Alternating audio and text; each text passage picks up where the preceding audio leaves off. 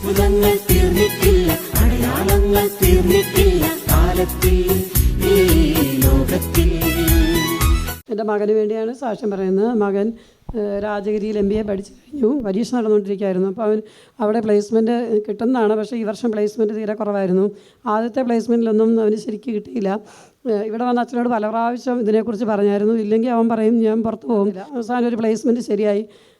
അവന് ഭയങ്കര സന്തോഷമായി. അവൻ പറയുകയും ചെയ്തു. പക്ഷേ പ്ലേസ്മെൻറ്റ് കിട്ടിയതിന് പറയും അവർ പറഞ്ഞു ഇപ്പോൾ വ്യാഴാഴ്ച ട്രെയിൻ തുടങ്ങും, ബാംഗ്ലൂർ പോകണം, അത് കഴിഞ്ഞ് പിന്നീട് വർക്ക് ഫ്രം ഹോം ആയിരിക്കും, പക്ഷേ ട്രെയിനിങ്ങിന് പോകണം.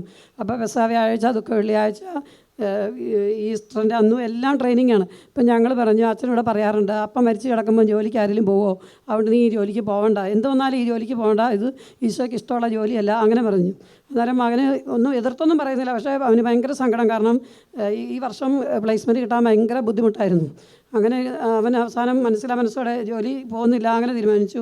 കോളേജിൽ തിരിച്ചു പോയി. വേറെ പ്ലേസ്മെൻറ്റൊക്കെ നടക്കുന്നുണ്ട്, അപ്പോൾ കിട്ടിയെങ്കിലാന്ന് ഓർത്ത് പോയി. പക്ഷേ അവിടെ 1-2 പ്ലേസ്മെൻറ്റൊക്കെ കിട്ടി. അതിന് തീരെ സാലറി കുറവായിരുന്നു. അപ്പോൾ എന്താ ചെയ്യേണ്ടതെന്ന് അവന് ഒരു പിടുത്തവും ഇല്ലാതെ ഇങ്ങനെ വിഷമിച്ചിരിക്കുകയായിരുന്നു. അപ്പോൾ ഇതേ പ്ലേസ്മെൻറ്റ് കമ്പനിക്കാരോട് ഇവൻ ആദ്യമേ ചോദിച്ചായിരുന്നു. ഞങ്ങളും പറഞ്ഞായിരുന്നു, നിനക്ക് അത്രമേൽ ഇഷ്ടമാണെങ്കിൽ, ഈശോയ്ക്ക് സമ്മതമാണെങ്കിൽ ഇതേ ജോലി നിനക്ക് ഈസ്റ്റർ കഴിഞ്ഞിട്ട് ദൈവം തരും, അങ്ങനെ പറഞ്ഞിട്ടുണ്ടായിരുന്നു. പക്ഷേ ഈ പ്ലേസ്മെൻറ്റ് നടന്നുകൊണ്ടിരിക്കുമ്പോൾ പിന്നെ ഈ കമ്പനിക്കാർ ഇവനെ വിളിച്ചപ്പോൾ അവൻ ഇങ്ങനെയൊക്കെ ചോദിച്ചു കഴിഞ്ഞപ്പോൾ ഇവൻ പറഞ്ഞ കണ്ടീഷൻ എല്ലാം അവർ സമ്മതിച്ചു. സാലറി കുറച്ച് കുറവാണ് ആദ്യം പറഞ്ഞത്. പിന്നീട് അവൻ ചോദിച്ച സാലറി തന്നെ കൊടുത്തു. അങ്ങനെ മകൻ ജോയിൻ ചെയ്തു. യേശുവേ സ്തോത്രം, യേശുവേ നന്ദി.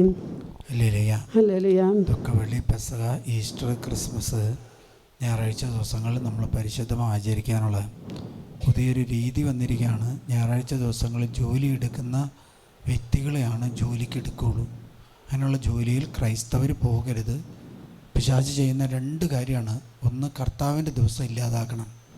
2, വെള്ളിയാഴ്ച ദിവസത്തിൻ്റെ പരിശുദ്ധി നഷ്ടപ്പെടുത്തണം. ഇത് 2 സാത്താൻ പ്രവർത്തിച്ചുകൊണ്ടിരിക്കുകയാണ്. അത് കഴിഞ്ഞ ദിവസം പയ്യൻ വന്നു, ഞാൻ എടുക്കരുതെന്ന് പറഞ്ഞു. കാരണം അത് ചെയ്താൽ ലംഘനം, കൽപ്പന ലംഘനമാണ്, പ്രമാണ ലംഘനമാണ്, തലമുറയെ ബാധിക്കും. തലമുറ രക്ഷപ്പെടണമെങ്കിൽ കർത്താവിനോട് പ്രാർത്ഥിച്ചു കഴിഞ്ഞാൽ കർത്താവ് നമുക്ക് ജോലി നൽകിയാണ്. അതേ കമ്പനിയിൽ ഈസ്റ്ററിന്, ദുഃഖവെള്ളി, പെസഹ, ദുഃഖശനി, ഈസ്റ്ററിന് ശേഷം വീണ്ടും അവർ വിളിച്ച് ജോലി ചെയ്യും. കാരണം എന്താ? ദുഃഖവെള്ളി, പെസഹ പരിശുദ്ധ കുർബാനയുടെ ദിവസം, ദുഃഖവെള്ളി ഈശോ മരിച്ച ദിവസം. ദുഃഖശനി എന്ന് പറഞ്ഞാൽ കുമ്പസാര നവീകരണമാണ്. ഈസ്റ്റർ എന്ന് പറഞ്ഞാൽ പാപത്തെയും അന്ധകാര ലോകത്തിൻ്റെ മേലും സാത്താൻ്റെ മേലും വിജയം ജയിച്ച ദിവസമാണ്. ഹല്ലേലൂയ.